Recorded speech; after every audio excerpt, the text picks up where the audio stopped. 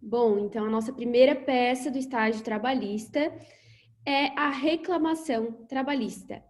A reclamação trabalhista, vocês vão verificar aqui junto comigo na tela, que ela, para quem já leu o material e para quem não leu também, né, ela se difere da peça da petição no que se refere à forma, à sua estrutura das peças processuais civis e penal também, né, da área do direito penal. Mas o início aqui é bem similar ao que vocês já estão acostumados, é o que vocês já vêm fazendo, ó.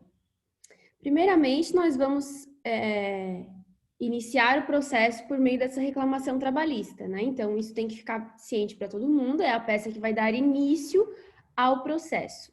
Então, a primeira parte da nossa reclamação trabalhista é o endereçamento. Nós vamos lembrar das regras de competência territorial, regra geral no último local da prestação de serviço, salvo as exceções do artigo 651 da CLT. Então, primeira parte, endereçamento. Sobre o endereçamento, é importante ressaltar aqui que o juiz do trabalho, ele não é juiz de direito, tá? Então, ele é juiz do trabalho. Nós temos, em âmbito federal, o juiz federal, que atua na Justiça Federal. O juiz que atua na Justiça Estadual, ele é o juiz de direito, o juiz de direito da vara da fazenda, o juiz de direito da vara criminal, o juiz de direito da vara da infância e juventude, e temos o juiz do trabalho no âmbito da Justiça do Trabalho. Então, o juiz do trabalho, ele é um juiz federal. Porém, a terminologia correta para se referir a esse juiz do trabalho é essa, juiz do trabalho. Então, professora, está errado falar juiz federal, juiz de direito? Sim. O correto é falar juiz do trabalho. Se alguém colocar juiz de direito, está errado. Ainda que coloque juiz de direito da vara do trabalho. Não é assim que nós vamos nos referir aqui ao endereçamento, tá? Então, podemos utilizar a expressão ao douto juízo da vara, que aí vai ser a mesma expressão tanto para civil, para federal, para trabalhista, ao douto juízo, né? Mas se a gente quiser trazer um pouco mais de pessoalidade para esse endereçamento, nós podemos utilizar ao excelentíssimo senhor, doutor, juiz do trabalho. Aí nós vamos utilizar essa expressão, da vara do trabalho de, e vamos deixar ali 3 pontinhos, porque não sabemos como vai ser o sorteio, né? Não sabemos qual vara que vai competir esse processo. Vamos dar sequência, então. Primeiro passo é o endereçamento.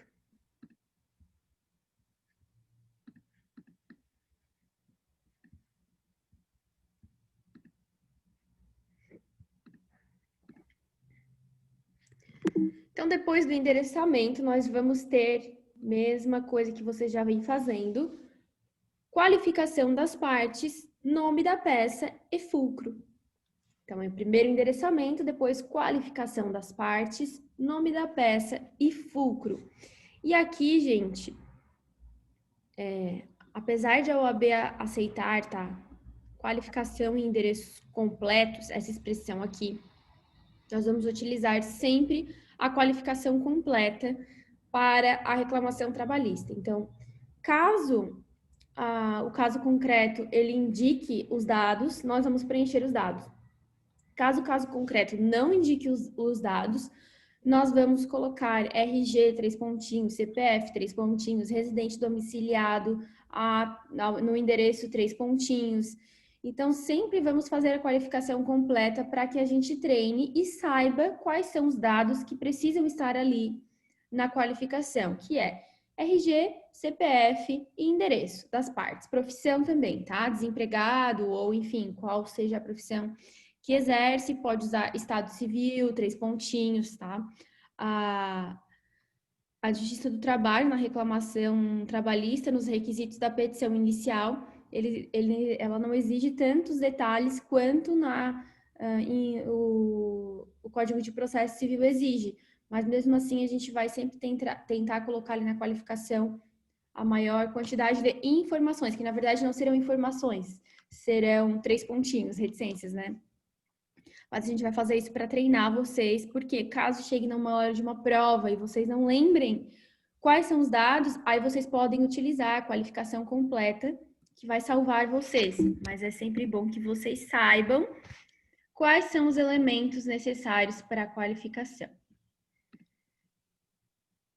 Estou aceitando aqui o pessoal, já damos sequência. Então,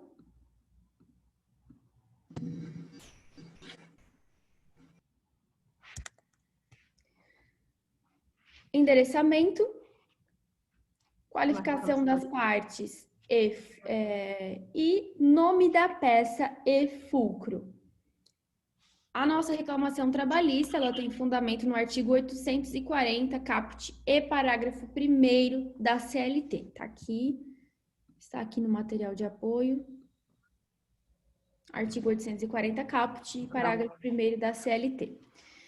Geralmente, o caso vai indicar o rito.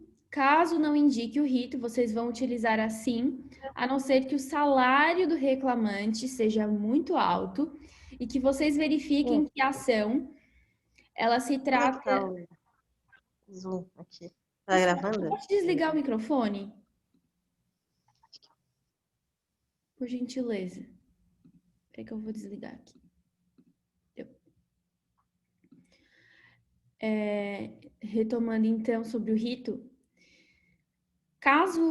vamos supor que se o caso concreto indicar qual é o rito, aí vocês vão colocar, né, pelo rito ordinário, pelo rito sumaríssimo. No entanto, se o salário do reclamante for muito alto e as verbas forem muitas, e isso for de bastante tempo, por exemplo, estão sendo cobradas verbas de 5 anos, aí, vamos supor que ele tem um salário de 20 mil reais, né? A gente consegue claramente observar que vai ultrapassar o limite de 40 salários mínimos e que aí ela ia tramitar pelo procedimento ordinário. Então, a gente poderia indicar aqui rito ordinário. Deveria indicar, tá? Então, fiquem atentos a essas situações aqui com relação ao rito. Bom, a estrutura da reclamação trabalhista é diferente da petição civil, que é fato, direito e pedido. Para a gente não vai funcionar assim. Como vai funcionar? Mérito, pedidos e requerimentos finais. Essa é a nossa estrutura da reclamação trabalhista. Do mérito, dos pedidos e dos requerimentos finais. Quem estiver anotando um esqueleto aí básico da peça já pode anotar isso. Endereçamento, qualificação das partes, nome da peça e fulcro, mérito, pedidos, requerimentos finais. Essa é a nossa estrutura básica da reclamação trabalhista. Nós temos algumas situações peculiares em que vai ser possível a utilização, que a gente suscite preliminares de mérito numa reclamação trabalhista, assim como também vai acontecer lá no processo civil, que a maioria dessas hipóteses se aplica também a outras áreas do direito e não somente ao direito do trabalho. São essas. Quando for parte do dissídio, pessoa idosa, com igual ou acima de 60 anos. Então, quando pessoa idosa for parte do dissídio, tem prioridade de tramitação, é a expressão que nós usamos, tá? Prioridade de tramitação. E aí, essa prioridade de tramitação, ela é informada logo no início da petição para colocar esse processo para ser julgado na frente dos demais por conta dessa situação da pessoa idosa.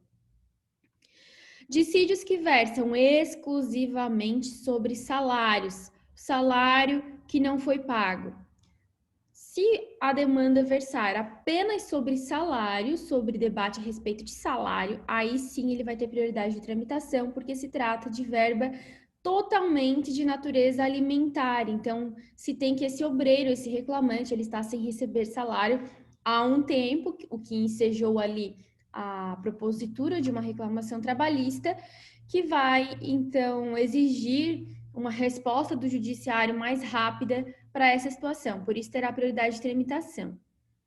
Dissídios que decorram da falência do empregador, também buscando, no mesmo sentido, a celeridade para que, em razão de a verba ser de caráter alimentar, né, para buscar o recebimento, o julgamento do processo rápido, para conseguir incluir esse reclamante para recebimento dos seus valores o quanto antes. Dissídios em que figurar como parte ou interessado, portador de doença grave. Pessoas com doença em estágio terminal ou doença grave têm prioridade de tramitação, obviamente, que para preservar também o seu direito de usufruir dos valores, né, da reclamação trabalhista, muitas vezes ajudar também a reclamação trabalhista ao tratamento e também para possibilitar que eles usufruam não usufruam porque, na verdade, o resultado de uma ação trabalhista não é um benefício, né, é um direito. Então, para que eles tenham acesso a esse direito trabalhista que havia sido violado em vida, né? Que eles possam usufruir desse direito que havia sido violado enquanto eles estão vivos e não apenas para os seus herdeiros. Dissídios em que figura como parte pessoa com deficiência. Então, pessoa com deficiência também vai ter direito à prioridade de tramitação. Esses temas, eles serão suscitados em preliminar de mérito. É importante vocês saberem disso, apesar de ser uma situação, de serem pontos bastante incomuns, porque é possível de que isso seja cobrado no exame da ordem, por exemplo. Uma pessoa com deficiência, uma pessoa idosa, principalmente, ou até mesmo, né, em estágio grave, doença em estágio avançado, doença grave. Então, é bom saber que isso vai ser suscitado em preliminar. Então, assim, superada a parte da preliminar, a gente vai passar para o mérito da nossa reclamação trabalhista. Então, endereçamento, qualificação das partes, nome da peça, fulcro,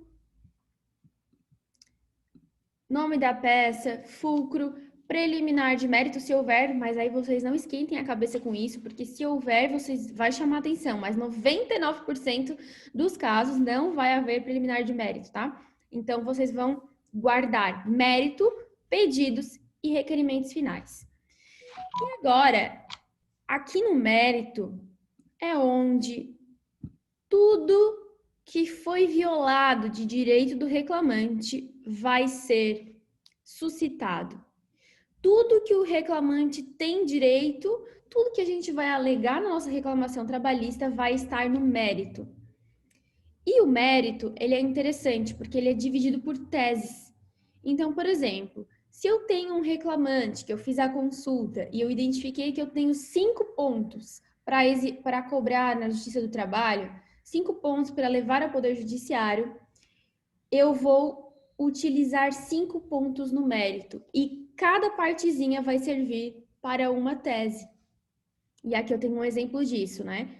Vamos supor que salário in natura é um desses pontos que eu vou suscitar.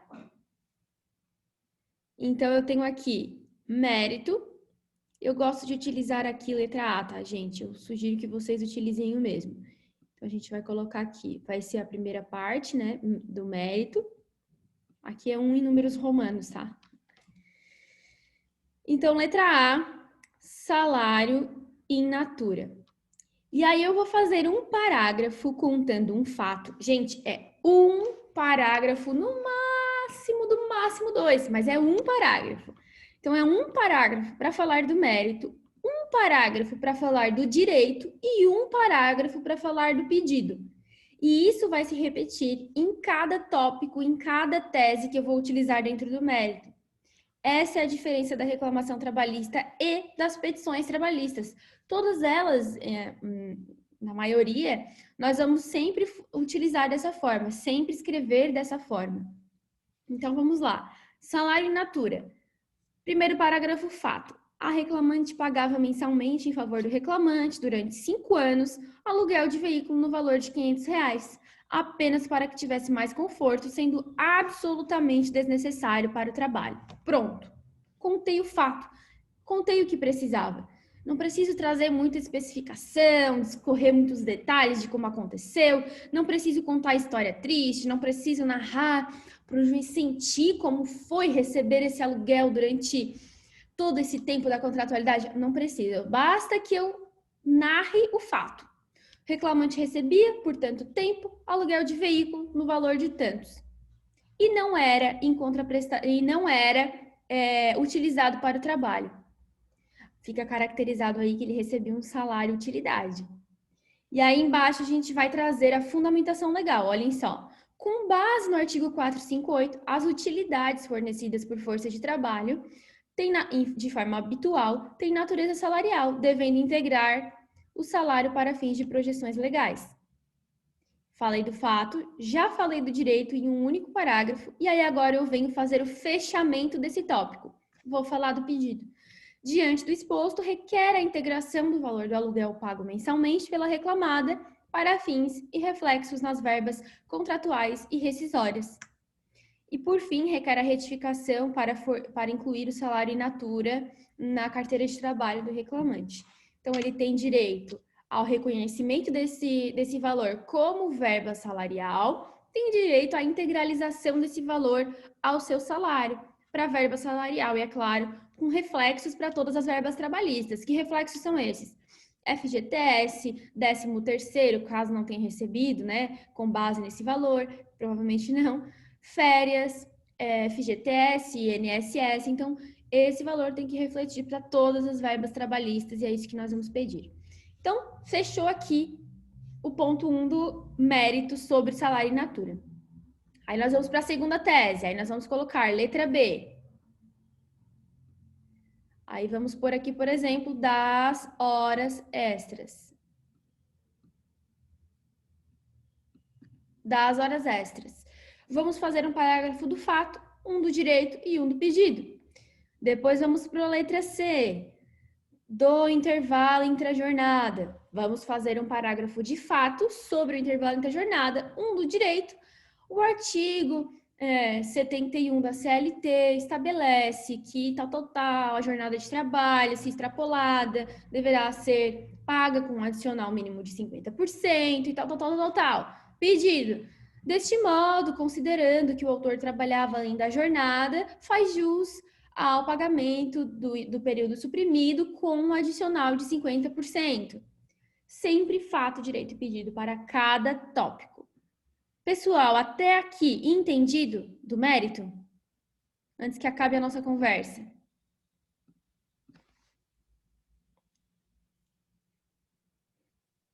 Entenderam a lógica ali, como que vai funcionar? Professora, eu tenho uma dúvida. Diga. Então, não existe aquilo de separar a parte dos fatos e a parte do direito. Então, todos, desde o início, faz fato, direito e o pedido. Perfeito, é exatamente isso. Desde o início, a gente vai usar em cada tópico fato, direito e pedido. Não existe aquela divisão dos fatos. Esse nome, esse título, não existe na reclamação trabalhista. É do mérito. Isso por quê, na verdade? Porque cada pedido tem um fato diferente. Certo. Então, não teria como a gente alegar todos os fatos misturados e depois falar de todo o direito misturado. Então, cada tópico, a gente vai separar fato, direito e pedido, porque o fato vai ser diferente. O fato que seja hora extra é diferente do fato que seja a equiparação salarial, por exemplo, né? Certo. Uhum. Faz sentido. Obrigada. Nada. Então tá, gente, vamos voltar aqui, que vai acabar a reunião.